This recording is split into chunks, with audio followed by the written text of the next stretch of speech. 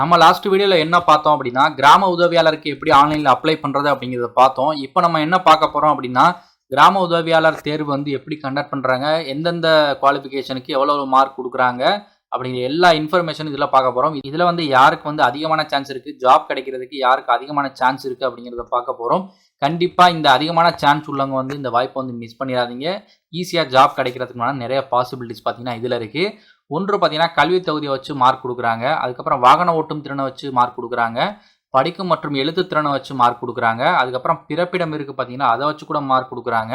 லாஸ்ட்டாக வந்து நேர்காணலுக்கு ஒரு 15 மார்க் கொடுக்குறாங்க. இதுலேயே பார்த்தீங்கன்னா நிறைய சப் கேட்டகரி இருக்குது. அதுக்கெல்லாம் எவ்வளோ மார்க் கொடுக்குறாங்க அப்படிங்கிறத ஃபுல்லாக டீட்டெயிலாக பார்த்தீங்கன்னா இந்த வீடியோவில் பார்க்க போகிறோம். வீடியோவை ஸ்கிப் பண்ணாமல் ஃபுல்லாக பார்த்துக்கிறாங்க. ஒன்றுக்கும் மேற்பட்ட விண்ணப்பதாரர்கள் ஒரு காலி பணியிடத்திற்கு சமமான மதிப்பெண் பெற்றிருந்தால் வயது அடிப்படையில் மூத்த விண்ணப்பதாரர் தேர்வு செய்யப்படுவார். இப்போ நிறைய பேர் பார்த்தீங்கன்னா ஒரே மார்க் வாங்கிட்டாங்க அப்படின்னா யாருக்கு வந்து வயசு அதிகமாக இருக்கோ ஒரு நாள் முன்னாடி பிறந்திருந்தா கூட அவருக்கு ஜாப் அப்படிங்கிறது கிடைச்சிரும். இது முக்கியமான விஷயம். அதுக்கப்புறம் ஒட்டு மொத்தமான மார்க் பார்த்தீங்கன்னா 100 மார்க்குக்கு வந்து இந்த தேர்வு அப்படி கண்டக்ட் பண்ணுறாங்க. இதில் நம்ம ஃபர்ஸ்ட் பார்க்க போகிறது கல்வி தகுதி என்ன சொல்லியிருக்காங்க அப்படிங்கிறத பார்த்துருவோம். கல்வி தகுதியை பொறுத்தவரையே வந்து 9ஆம் வகுப்பு வரை பாஸ் பண்ணவங்களுக்கு 5 மார்க் கொடுக்குறாங்க. அப்படின்னா நீங்கள் 5ஆம் வகுப்பு பாஸ் பண்ணியிருந்தால் உங்களுக்கு எந்த ஒரு மார்க்குமே கிடைக்காது. மினிமம் வந்து 9ஆம் வகுப்பு வரை பாஸ் பண்ணவங்களுக்கு ஒரு 5 மார்க் கொடுக்குறாங்க. இதனால் 5ஆம் வகுப்பு பாஸ் பண்ணிட்டோம் நமக்கு இந்த மார்க் கொடுக்கல நம்ம ஃபெயில் ஆயிடுவோமா அப்படின்னு கேட்டிங்கன்னா அப்படி கிடையாது. இந்த வீடியோவை ஃபுல்லாக பாருங்கள். நெக்ஸ்ட் வந்து 12ஆம் வகுப்பு டிப்ளமோ ஐடிஐ தேர்ச்சி பெற்றவர்களுக்கு 7 மார்க் கொடுக்குறாங்க. மற்றபடி பார்த்தீங்கன்னா உயர்கல்வி நீங்கள் டிகிரி முடிச்சிருந்தாலோ அல்லது மாஸ்டர் டிகிரி முடிச்சிருந்தாலோ உங்களுக்கு 10 மார்க் கொடுக்குறாங்க. இதில் வந்து ஒரு நல்ல சான்ஸ் யாருக்கு இருக்குது அப்படின்னா டிகிரி முடித்தவங்களுக்கு வந்து ஒரு நல்ல சான்ஸ் இருக்குது. 10 மார்க் அவங்களுக்கு கிடைக்கிது. அதுக்கப்புறம் வாகனம் ஓட்டும் திறன். இந்த வாகனம் ஓட்டும் திறனில் உங்களுக்கு சைக்கிள் ஓட்ட தெரிஞ்சிச்சு அப்படின்னா உங்களுக்கு 5 மார்க் கொடுக்குறாங்க. இருசக்கர வாகன ஓட்டுநர் உரிமம் வைத்திருந்தால் உங்களுக்கு 7 மார்க் கொடுக்குறாங்க. 4 சக்கர வாகனம் ஓட்ட தெரிந்திருந்தால் உங்களுக்கு வந்து 10 மார்க் கொடுக்குறாங்க. இது வந்து ஓட்ட தெரிந்திருந்தால் மட்டும் கிடையாது, உங்கள் கையில் வந்து லைசன்ஸ் இருக்கணும். அதே வந்து பார்த்துக்கோங்க. இதுக்குண்டான லைசன்ஸ் உங்கள்கிட்ட இருக்குது அப்படின்னா உங்களால் வந்து இந்த 10 மார்க் அப்படிங்கிறது வாங்க முடியும்.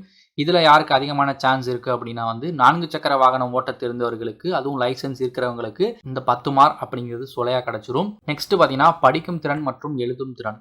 படிக்கும் திறனுக்கு ஒரு 10 மார்க் கொடுக்குறாங்க. அதே மாதிரி எழுத்து திறனுக்கு ஒரு 30 மார்க் கொடுக்குறாங்க.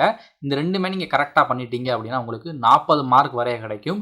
இதில் வந்து எழுத்து பிழை பார்க்கறதுக்கு உண்டான வாய்ப்புகள் இருக்குது. அதே மாதிரி வந்து திக்காமல் வந்து கரெக்டாக ஒரு கோர்வையாக பேசுகிறாங்களா அப்படின்லாம் பார்ப்பாங்க. அதை பொறுத்து பார்த்தீங்கன்னா இந்த 10 மார்க் 30 மார்க் அப்படிங்கிறது சேஞ்ச் ஆகும். அதுக்கப்புறம் வந்து பிறப்பிடம் பொறுத்தவரையை வந்து அதே கிராமத்தை சேர்ந்தவர்களாக நீங்கள் இருந்தீங்க அப்படின்னா அந்த இடத்துல நீங்கள் பிறந்திருக்கீங்க அப்படின்னா உங்களுக்கு 25 மார்க் கொடுக்குறாங்க. ஃபுல் மார்க் நீங்கள் வாங்கிடலாம். இல்லை நீங்கள் அந்த கிராமத்தில் வந்து பிறக்கலை, பக்கத்தில் இருக்கிற வட்டத்தில் பிறந்திருக்கீங்க அப்படின்னா உங்களுக்கு 20 மார்க் கொடுக்குறாங்க. 5 மார்க் அப்படிங்கிறது உங்களுக்கு கம்மியாயிரும். இதில் நீங்கள் மேக்ஸிமம் பார்த்தீங்கன்னா 20 மார்க் வரைய வாங்க முடியும்.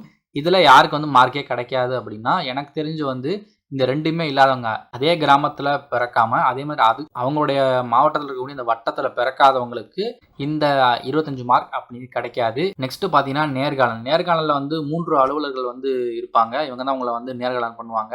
இதில் முக்கியமாக யார் இருப்பாங்க அப்படின்னா வருவாய் வட்டாட்சியர் இருப்பார். அதுக்கப்புறம் வட்டாட்சியர் நிலையில் தாலுகாவில் உள்ள ஏதேனும் ஒரு வட்டாட்சியர் வந்து இருப்பாங்க. தனி வட்டாட்சியர் இருப்பார். அதுக்கப்புறம் துணை வட்டாட்சியர் நிலையில் தாலுகாவில் உள்ள ஏதேனும் ஓர் துணை வட்டாட்சியர் வந்து இருப்பாங்க. மொத்தம் பார்த்தீங்கன்னா 15 மார்க் வந்து உங்களுக்கு இன்டர்வியூ வந்து கேட்பாங்க. மேபி ஒவ்வொருத்தவங்களும் ஒரு 5 கொஸ்டின் அல்லது 5 மார்க்கு வந்து கொஸ்டின்ஸ் கேட்கலாம். ஒட்டு மொத்தமாக உங்களுக்கு வந்து இந்த 15 மார்க் கிடைக்கும். இப்போ எல்லாமே கூட்டி கழித்து பார்த்தீங்க அப்படின்னா உங்களுக்கு 100 மார்க் அப்படிங்கிறது அலாட் பண்ணியிருப்பாங்க. மேக்ஸிமம் பார்த்தீங்கன்னா 100 மார்க் வரை எடுக்கலாம். மினிமம் பார்த்தீங்கன்னா உங்களுக்கு ஒரு 45 மார்க் இல்லை 50 மார்க் கிட்டக்க நீங்கள் எடுக்கிற மாதிரி இருக்கும். இதில் வந்து மேக்ஸிமம் மார்க் யார் எடுக்கிறாங்களோ அவங்களுக்கு தான் ஜாப் பண்ணி கிடைக்க போகுது. இதில் வந்து அதிகமான வாய்ப்புகள் யாருக்கு இருக்குது அப்படின்னா இப்போ நான் சொல்கிறவங்களுக்கு தான் வந்து அதிகமான வாய்ப்பு இருக்குது இதில் ஜாப் கிடைக்கிறதுக்கு. சரியா? ஃபஸ்ட்டு பார்த்தீங்கன்னா டிகிரி முடித்தவங்க, அதே மாதிரி 4 சக்கர வாகனம் ஓட்ட தெரிஞ்சவங்க, அதே மாதிரி டிகிரி முடித்தவங்கனாலே பார்த்தீங்கன்னா நல்லா படிக்கிற திறமையும் இருக்குது, எழுதுகிற திறமையும் இருக்கும். அதனால் இந்த 40 மார்க் அவங்களுக்கு கிடச்சிரும். இப்போவே பார்த்தீங்கன்னா 60 மார்க் கிட்டக்க வந்துருச்சு.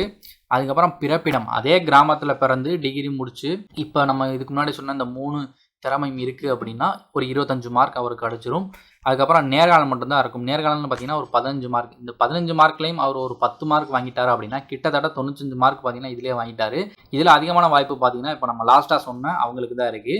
5ஆம் வகுப்பு படித்தவங்களுக்கு நம்ம சொன்ன மாதிரி வந்து என்ன ஃபஸ்ட்டுலேயே கல்வி தகுதியிலே நமக்கு எந்த ஒரு மார்க்குமே கிடைக்கலையே, ஃபெயில் ஆகிட்டோமா அப்படின்னு கேட்டால் அது கிடையாது. இவங்க பார்த்தீங்கன்னா மற்ற இருக்கிற எல்லா திறமையும் இவங்ககிட்ட இருக்குது அப்படின்னா அவங்க பார்த்தீங்கன்னா கிட்டத்தட்ட 90 மார்க் வரைய வாங்கலாம். கண்டிப்பாக எல்லாருமே ஃபுல் மார்க் வாங்குவாங்களா அப்படின்னு சொன்னால் அப்படி கிடையாது.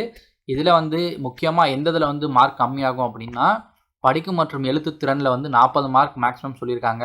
இதில் பார்த்தீங்கன்னா மார்க் வந்து கம்மியாகிறதுக்கு உண்டான வாய்ப்புகள் இருக்குது. அதே மாதிரி நேர்காணலில் வந்து மார்க் வந்து கம்மியாகிறதுக்கு வாய்ப்புகள் இருக்குது. மற்றபடி எல்லாத்துலேயுமே வந்து ஃபுல் மார்க் வாங்குறதுக்கு உண்டான சான்சஸ் பார்த்தீங்கன்னா நிறையவே இருக்குது. இதில் நீங்கள் போய் கண்டிப்பாக வந்து அப்ளை பண்ணி பாருங்கள். உங்களுக்கு வாய்ப்பு நிறையவே இருக்குது. எக்ஸாம் அவ்வளோவா கஷ்டமாக இருக்காது. ஜஸ்ட்டு எழுத படிக்க இது மட்டும் தான் இருக்குது. அதே மாதிரி நேர்காணல் இருக்குது. இந்த 3 விஷயங்கள் நீங்கள் கரெக்டாக பண்ணிட்டீங்க அப்படின்னா இந்த ஜாப் பார்த்தீங்கன்னா உங்களுக்கு கிடச்சிரும். உங்கள் கிராமத்துக்குள்ளேயே உங்களுக்கு ஜாப் அப்படிங்கிறது கிடச்சிரும். இந்த வாய்ப்பை வந்து எல்லாருமே யூஸ் பண்ணணும்னு வச்சிங்கன்னா கீழே டிஸ்கிரிப்ஷன் லிங்க் கொடுத்துருக்கேன். கிளிக் பண்ணி இந்த வில்லேஜ் அசிஸ்டன்ட் ஜாபுக்கு வந்து அப்ளை பண்ணிக்கோங்க. இந்த வீடியோ பிடிச்சிருந்தா லைக் பண்ணிக்கோங்க.